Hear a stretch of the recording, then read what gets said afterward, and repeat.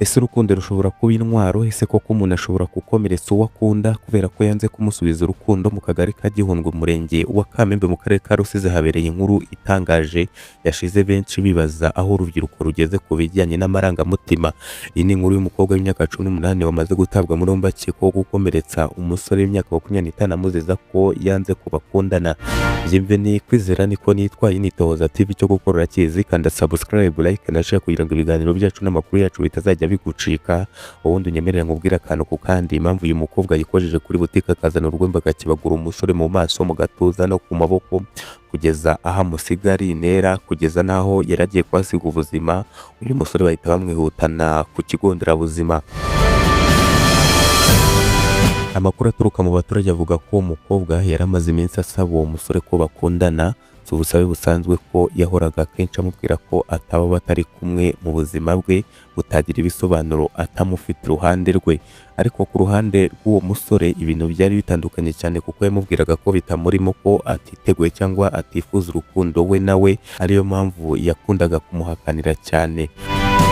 Ku munsi w'iyo manuka cyangwa se w'ayo mahano, umukobwa yasanze uwo musore ku kabari kari muri ako gace.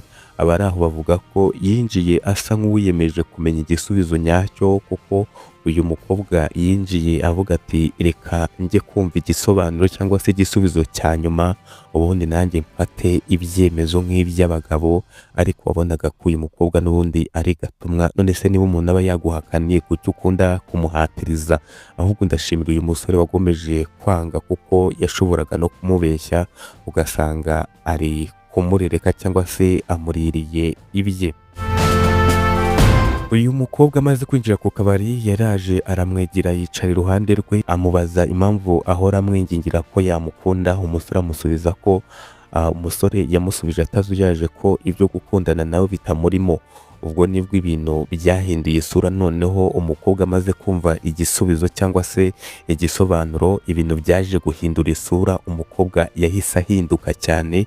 Abari aho bavuga ko umukobwa yatangiye kumushotora mu magambo, ndetse atangira no kumutuka cyane.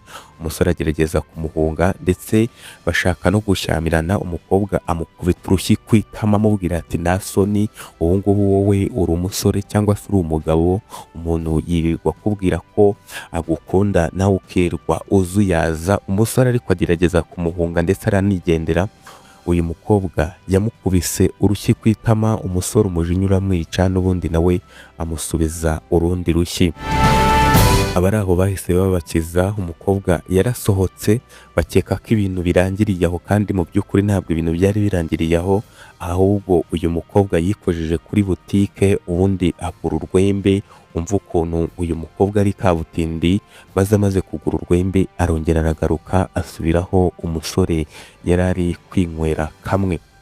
Uyu mukobwa yahise agaruka aho uyu musore yari ari, yegera uwo musore wundi aramukatagura ku kuboko, amukata ku kibero, amukata mu gatuza, ndetse amukata no mu maso, ahantu hose aramukatagura. Ubundi amaraso aradudubiza.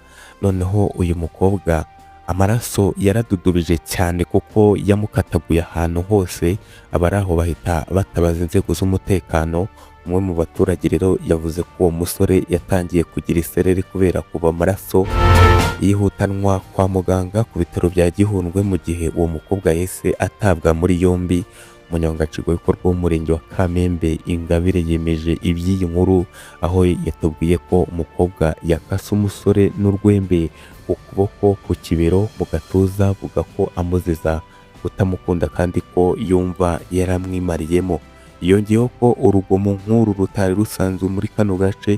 Asaba urubyiruko kwirinda gushaka urukundo ku ngufu, kwirinda ubusinzi ndetse n'imyitwarire ishobora kubashyira mu kaga, kandi amategeko ahari. Kugeza ubu uyu mukobwa acumbikiye kuri sitasiyo ya RIB ya Kamembe mu gihe iperereza rigikomeje. Ese urukundo rushobora kuba urwitwazo rwo gukomeretsa undi?